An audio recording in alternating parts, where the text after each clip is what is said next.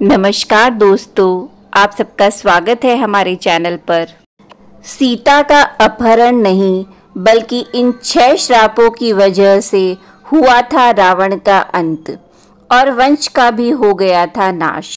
कई वरदानों की वजह से रावण ने अपनी आयु 1000 साल से अधिक कर ली थी और मौत भी उसका आसानी से कुछ नहीं बिगाड़ सकती थी। एक तरह से रावण अमरता हासिल कर चुका था, लेकिन उसने इतने पाप किए थे जिसके कारण कई लोगों ने उसे श्राप दिया। हालांकि उसे सजा देना किसी आम इंसान के बस की बात नहीं थी। यही वजह है कि रावण के अंत के लिए भगवान विष्णु को राम के रूप में जन्म लेना पड़ा। रामायण भगवान श्री राम की कहानी है, लेकिन अगर इसमें रावण का उल्लेख न हो तो ये कहानी अधूरी है।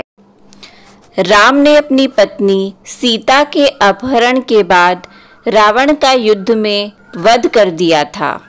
रावण के अंत के साथ ही रामायण का महाकाव्य समाप्त हो जाता है, लेकिन बहुत ही कम लोग जानते हैं कि सीता के अपहरण की वजह से ही केवल रावण का अंत नहीं हुआ, बल्कि उस पर लगे उसके 6 श्राप भी थे। ढेरों तप और तपस्याओं की वजह से रावण ने अपनी आयु 100 वर्षों से अधिक कर ली थी। यही वजह है कि रावण के अत्याचार से धरती के लोगों को बचाने के लिए राम के रूप में खुद भगवान को जन्म लेना पड़ा।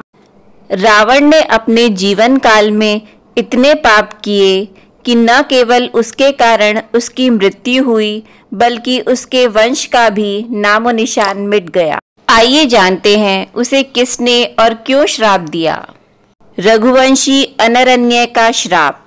रघुवंश वंश में एक प्रतापी राजा था जिसे अनरण्य के नाम से जाना जाता था। रावण पूरे विश्व को जीतना चाहता था, जिसकी शुरुआत उसका युद्ध सबसे पहले राजा अनरण्य से हुआ। उनका यह युद्ध लंबे वक्त तक चला। हालांकि राजा अनरण्य ने इस युद्ध में अपनी जान गंवा दी, लेकिन उन्होंने मरने से पहले रावण को यह श्राप दिया कि उनकी मृत्यु अनरण्य के वंश में जन्म लेने वाले व्यक्ति के द्वारा ही होगी। इसके बाद भगवान राम का अनरण्य वंश में जन्म हुआ और उन्होंने रावण का वध किया। नंदी का श्राप। एक बार रावण भगवान शिव से मिलने कैलाश पर्वत गया। रावण भगवान शिव का परम भक्त था, लेकिन कैलाश में वो भगवान शिव के रक्षक नंदी का उपहास करने लगा। नंदी कोई सामान्य बैल नहीं था, बल्कि उसके पास कई शक्तियां थी। इसके बाद नंदी ने क्रोध में आकर रावण को श्राप दिया कि उसकी मृत्यु का कारण एक वानर बनेगा और उसकी लंका का सर्वनाश करेगा, जो बात उनकी बिल्कुल सच हुई। वानर रूप में भगवान हनुमान ने पूरी लंका में आग लगा दी और उन्होंने युद्ध में श्री राम का साथ दिया। विष्णु की पूजा कर रही एक महिला ने दिया श्राप। एक बार रावण अपने पुष्पक विमान से यात्रा कर रहा था। तब रास्ते में उसने एक सुंदर महिला को भगवान विष्णु की पूजा करते हुए देखा। वो महिला भगवान विष्णु से विवाह करने के लिए तपस्या कर रही थी, लेकिन रावण उसकी सुंदरता से मंत्रमुग्ध हो गया और वह उस स्त्री के बाल पकड़कर उसे लंका ले जाने लगा। उस स्त्री ने उसी जगह अपने प्राणों की आहुति दे दी और रावण को यह श्राप दिया कि उसका अंत एक महिला की वजह से होगा। हम सभी को पता है कि रावण की मृत्यु माता सीता की वजह से हुई थी। स्वर्ग की अप्सरा रंभा का श्राप। रंभा स्वर्ग की एक अप्सरा थी। ऐसा माना जाता है कि रावण की मुलाकात रंभा से स्वर्ग की यात्रा के दौरान हुई थी। रावण रंभा की ओर आकर्षित हुआ और उसे उसकी बिना अनुमति के उसे हासिल करने के लिए उसे पकड़ लिया। रंभा ने रावण को चेताया कि वह उसे ना छुए, क्योंकि वह उसके बड़े भाई नल कुबेर के पुत्र की पत्नी बनने जा रही थी। रावण को उसको अपनी बहू के रूप में देखना चाहिए और उसका सम्मान करना चाहिए, लेकिन वो ठहरा रावण। किसी की बात मानना और किसी की बात को मानकर चलना उसके अहंकार को चोट पहुंचाने के समान था। इसलिए रंभा की चेतावनी के बाद भी रावण ने उसकी बात नहीं मानी। जब नल कुबेर को इस घटना के बारे में पता चला तो उन्होंने क्रोधित होकर रावण को श्राप दे दिया कि उसने अगर कभी किसी महिला को उसकी अनुमति के बिना छूने की कोशिश की तो उसका सिर 100 टुकड़ों में कट जाएगा। रावण को उसकी प्यारी बहन शूर्पणखा ने भी दिया था श्राप। शूर्पणखा के पति विद्युज्जीवी थे, जो काल के राजा की सेना में सेनापति थे। रावण पूरे विश्व को जीतना चाहता था और अपनी इसी ख्वाहिश को पूरा करने के लिए उसने काल के राजा से भी युद्ध किया, जिस दौरान विद्युज्जीवी की मौत हो गई। शूर्पणखा ने इस युद्ध में अपने पति को खो दिया, जिसके बाद उसने अपने भाई रावण को श्राप दिया कि वह खुद एक दिन रावण की मृत्यु का कारण बनेगी। आगे चलकर वनवास के दौरान शूर्पणखा ने भगवान श्री राम के छोटे भाई लक्ष्मण के सामने शादी का प्रस्ताव रखा, लेकिन लक्ष्मण ने इनकार कर दिया, जिस पर शूर्पणखा ने सीता को मारने की धमकी दी। इस धमकी को सुन लक्ष्मण ने शूर्पणखा की नाक काट दी। इसके बाद वह क्रोधित होकर अपने भाई रावण के पास गई। तब रावण ने उसे आश्वासन दिया कि वह इस अपमान का बदला अवश्य लेगा। रावण ने इसके बाद सीता का अपहरण किया। ऐसा माना जाता है कि शूर्पणखा ने अपने पति के वध का बदला लेने के लिए रावण के साथ ऐसा किया। हालांकि इसके कोई साक्ष्य नहीं मिलते हैं।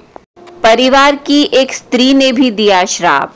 ये सच है कि रावण की वासना और उसके अहंकार ने ही उसका अंत किया, यहाँ तक कि उसने अपनी पत्नी मंदोदरी की बड़ी बहन माया को भी नहीं बख्शा। माया के पति शंभर वैजंतपुर के राजा थे।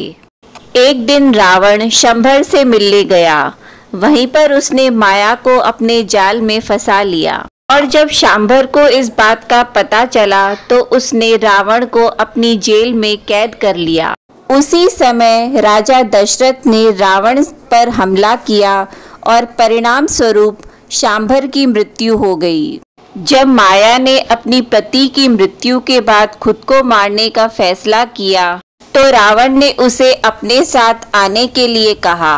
माया ने क्रोध में रावण को श्राप देते हुए कहा कि तुम्हारी वासना की वजह से मेरे पति की मृत्यु हो गई, तुम्हारा अंत भी इसी वजह से होगा। लंकापति रावण ने सीता माता को अपनी कैद में 2 साल तक रखा था, लेकिन इस दौरान रावण ने माता सीता को एक बार भी नहीं छुआ था, क्योंकि रावण शापित था। रावण ने जब सीता माता को अशोक वाटिका में कैद कर रखा तो उस वाटिका में एक राक्षसी माता सीता की रक्षा के लिए रखी गई। उस राक्षसी का नाम था त्रिजटा। त्रिजटा के साथ साथ और भी राक्षसी थी जो माता सीता को रावण से विवाह करने के लिए उकसाती थी, लेकिन त्रिजटा नेक और अच्छी थी और माता सीता के साथ बहुत अच्छा व्यवहार करती थी और उनकी मदद भी करती थी। माता सीता को अविंध्य राक्षस का संदेश दिया और माता सीता को यह भी बताया था कि भगवान श्री राम अपने भाई लक्ष्मण के साथ माता सीता को छुड़ाने की लंका से पूरी कोशिश कर रहे हैं। इसके लिए उन्होंने शक्तिशाली वनराज सुग्रीव से मित्रता की है। इसी के साथ त्रिजटा राक्षसी ने माता सीता को एक राज की बात बताई कि आप रावण से डरना छोड़ दें, क्योंकि रावण आपका कुछ भी नहीं बिगाड़ सकता। त्रिजटा ने माता सीता से कहा कि रावण उनको उनकी बिना अनुमति के नहीं छू सकता, क्योंकि रावण पहले से ही श्रापित है। अप्सरा रंभा ने उन्हें श्राप दिया था, अगर वह किसी भी स्त्री को उसकी बिना अनुमति के छुएगा तो वह जलकर भस्म हो जाएगा। इसीलिए रावण ने माता सीता को कभी नहीं छुआ। तो दोस्तों, यह थे रावण के 6 श्राप जिसके कारण हुई उनकी मृत्यु। तो दोस्तों, कैसी लगी आपको हमारी ये वीडियो? अगर आपको हमारी ये वीडियो अच्छी लगी हो तो प्लीज़ हमारे चैनल को सब्सक्राइब कर वीडियो को लाइक और शेयर ज़रूर करें और कमेंट बॉक्स में जय श्री राम ज़रूर लिखें। धन्यवाद।